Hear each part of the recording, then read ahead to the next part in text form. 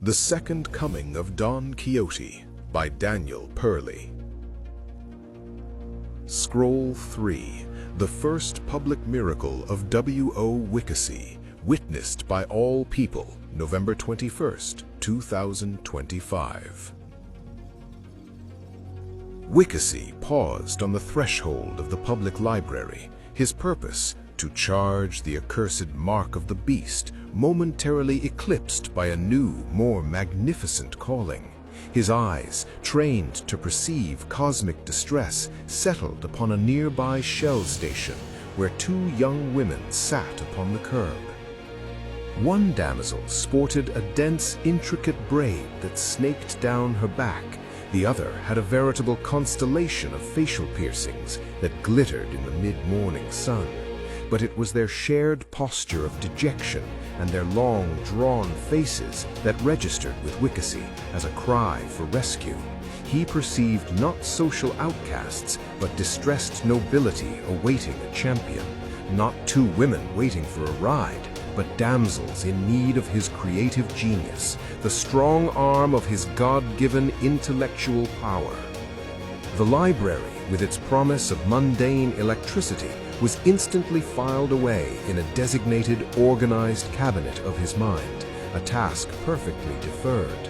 Wikacy changed direction, his stride becoming that of a man approaching destiny. "Do not fear," beamed Wikacy, casting a shadow over the two startled women. "I perceive something has indeed distressed you, fair maidens, and that I may be of service in some very important and indeed very historical and public display of my power and greatness." The girl with the piercings, who was idly picking at a loose thread on her jeans, looked up slowly. Thanks, man. We're just waiting for a friend. You looking for cash?" "Cash?" Wikacy scoffed, waving a dismissive hand. "Silver and gold have I none, nor have I need of such base terrestrial implements. My strong arm is not of filthy lucre, but of the creative spirit. A spirit, I perceive, which you too seek in vain in this desolate and material age. For why the long faces? Why the sorrowful countenances? The spirit of true creativity, the fire of divine inspiration has been stifled in your souls, and I, W.O. Wikacy, am here to rekindle it." The braided girl finally spoke, her voice flat. "Look, we're out of weed, okay? If you got some, great. If not, maybe skip the sermon." Wikacy's eyes widened, blazing with revelation. "Ah! The substance, the modern manna which temporarily assuages the soul's hunger for the sublime. You seek the balm of inspiration, but the earthly supply has failed you." He surveyed the cracked asphalt and the meager clumps of crabgrass struggling to survive in the verge near the curb. "Very well. Before this gas station, this altar of crude, dead, refined energy, I shall demonstrate the power of pure, living creation." Wikacy knelt slowly, his action drawing the attention of a nearby attendant pumping gas. He scooped up a handful of the dirt-clotted, ordinary green blades of lawn grass.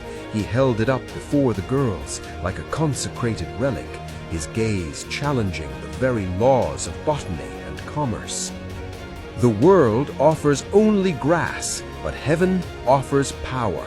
See this, daughters of Zion, and bear witness."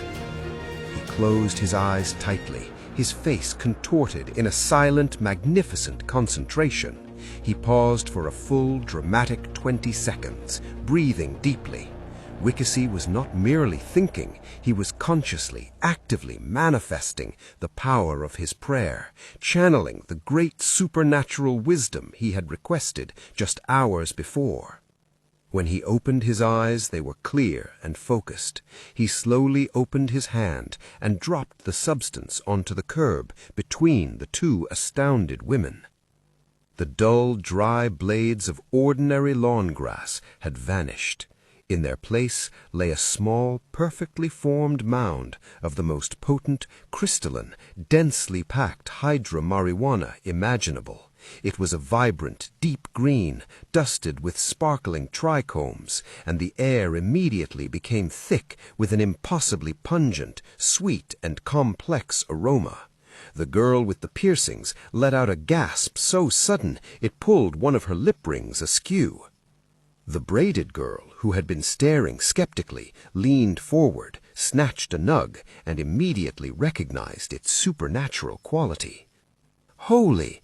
she choked, unable to complete the profane sentence.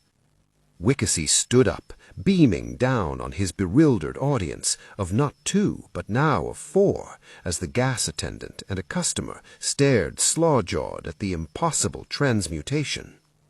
"There, go now and be creatively inspired, for I am Wikacy, and this is but the smallest demonstration of the power which shall shake heaven and earth." He gave a final regal nod and pivoted away, marching back toward the library, satisfied that the divine task had been executed in a manner that was useful to the damsels and suitably grand for his own epic narrative.